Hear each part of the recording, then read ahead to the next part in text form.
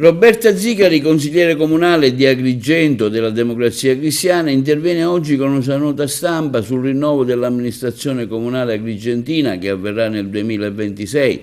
Ad oggi in giro, afferma la Zicari, sento solamente commenti contro qualcuno, giudizi negativi contro l'attuale amministrazione. Io siedo fieramente all'opposizione da anni, ma non sono convinta che Agrigento abbia bisogno di aggregare sull'insulto e contro qualcuno. Agrigento ha bisogno di idee e della disponibilità a fare squadra trasversalmente sui programmi, diversamente la città non potrà risollevarsi.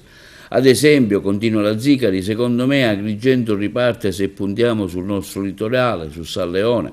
È veramente assurdo come nel 2025 non si comprende il potenziale del mare, del turismo balneare, che non si dà data identità chiara a San Leone.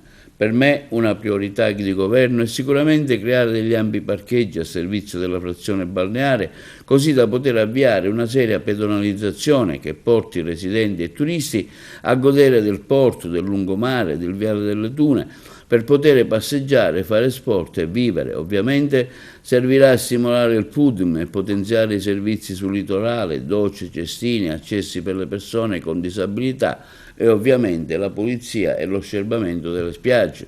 Ma l'obiettivo deve essere chiaro, San Leone è una meta perfetta per il turismo familiare, bisogna essere realisti, va attrezzata per questo. Turismo, continua la Zicari, vuol dire sfruttare ricettività che lavorano, attività commerciali, bar, fornitori, servizi per il turismo, vuol dire benessere, investimenti, tassa di soggiorno, vuol dire sviluppo reale.